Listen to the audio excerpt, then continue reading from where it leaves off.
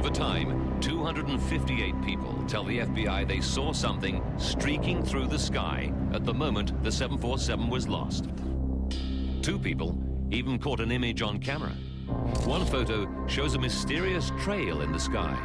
The other appears to show an object shaped like a missile. Karlstrom faces a horrifying possibility.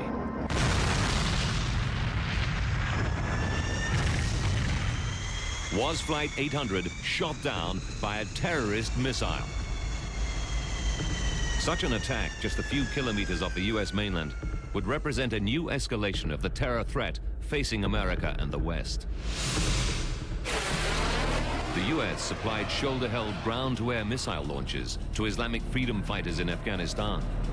Karlstrom knows that many of these weapons are now in the hands of terrorists determined to strike at America. But the launches only have a range of 8 kilometers. Since Flight 800 came down 13 kilometers from land, a missile of this type could only have been fired from the interview 670 eyewitnesses. They painstakingly check the movements of 20,000 craft in the area. They seize stolen and abandoned boats and run forensic tests on them. But they can't find any promising leads. Then the missile theory takes a new and astonishing turn. Stories and rumors begin to circulate on the internet and in the press. They make an extraordinary allegation that TWA Flight 800 was shot down not by terrorists, but in a terrible accident by the US military.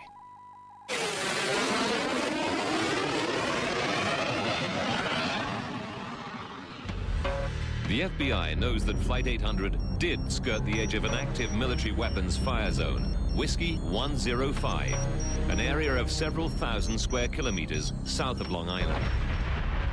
The Navy routinely uses it for training exercises and on occasion does fire missiles at special airborne targets. Could one have struck Flight 800 in a catastrophic targeting error?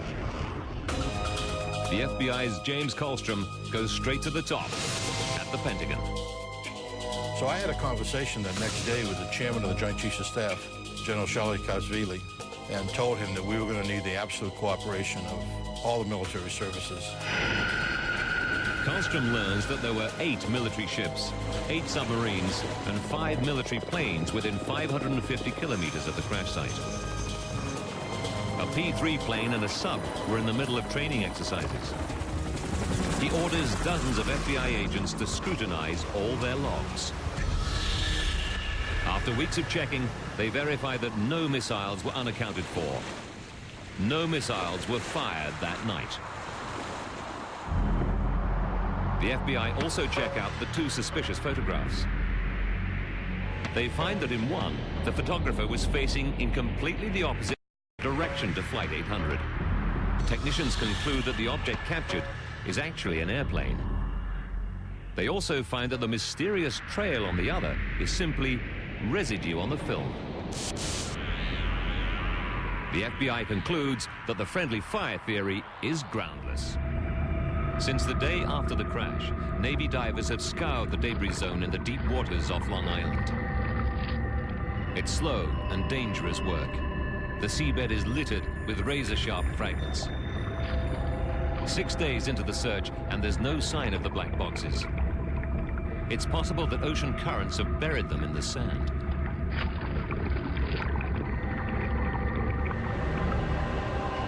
Then, on day 7, a diver spots something. A flash of orange. The cockpit voice recorder. That's it. You see the beacon right on it?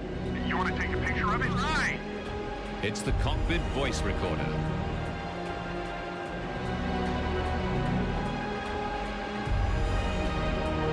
Within seconds, they get lucky again. The flight data recorder lies just meters away. They got both of them? Holy cow! Divers quickly bring the boxes to the surface.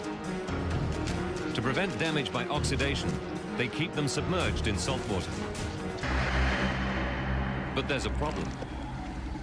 The boxes are twisted and broken open from the massive impact.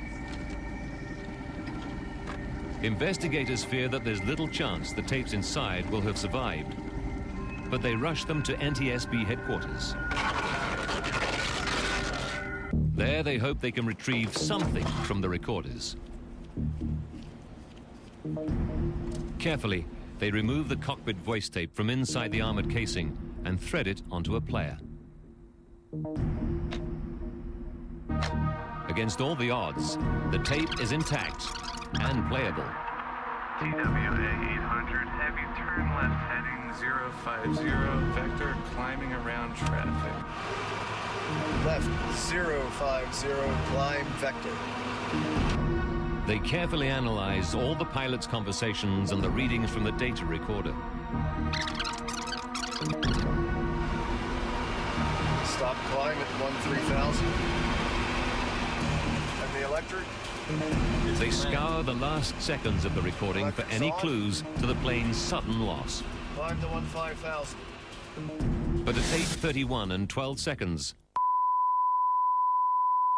the recording cuts off suddenly. Whatever happened to Flight 800, the pilots had no time to react. The excitement of the find turns to bitter disappointment. The voice recorder, and the same with the data recorder, really told us nothing. Now the investigators must rely entirely on the salvaged wreckage of the doomed jet for clues. Every fragment of the plane must be brought back to shore so that they can study it in detail. Week after week, Navy salvage ships work to recover every piece of TWA 800. NTSB teams scrutinize the debris as it's lifted from the ocean. They load the wreckage onto flatbed lorries and drive it 32 kilometers to a hangar in Calverton, New York. Here, investigators analyze the debris for any trace of explosives. If Flight 800 was brought down by a bomb or a missile, it would leave evidence behind.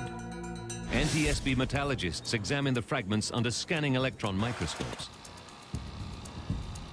They're looking for the distinctive micro-pitting which high explosive leaves on metal surfaces. As a veteran of the Pan Am 103 investigation, metallurgist Jim Wildey knows exactly what bomb damage looks like. But he finds no trace of it. We looked at every piece, every square inch of every piece, every fracture, every surface. Each piece as it came in was examined in detail for evidence of a bomb or explosion, and there simply was no evidence of that type on the TWA aircraft. 6 months after the disaster, the FBI has found no evidence of a missile strike or terrorist bomb. Now the NTSB focuses on catastrophic mechanical failure as the likely cause of the crash. It takes them 3 months to complete the center section.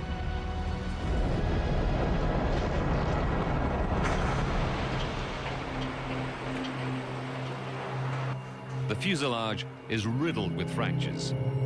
To trace where the plane's breakup started, Wildey first needs to calculate the sequence of the fractures. All of these early fractures stem from one location, and that was right here in the fuselage, just in front of the front spar, near the bottom of the airplane. The fracture sequence allows Wildey to work out how the plane broke up. The fractures underneath the plane radiate out, tearing away part of the belly of the plane. With the bottom of the fuselage gone, new fractures race upwards on both sides of the jumbo jet. When they meet, the nose is torn away from the rest of the plane.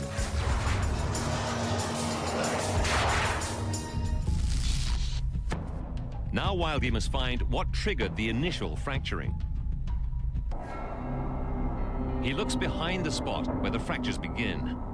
It's the site of the 747's biggest fuel tank, the massive center wing tank. It's as big as a two-car garage. Panels of aluminium, called spanwise beams, divide the space into sections. Wildey hunts for clues.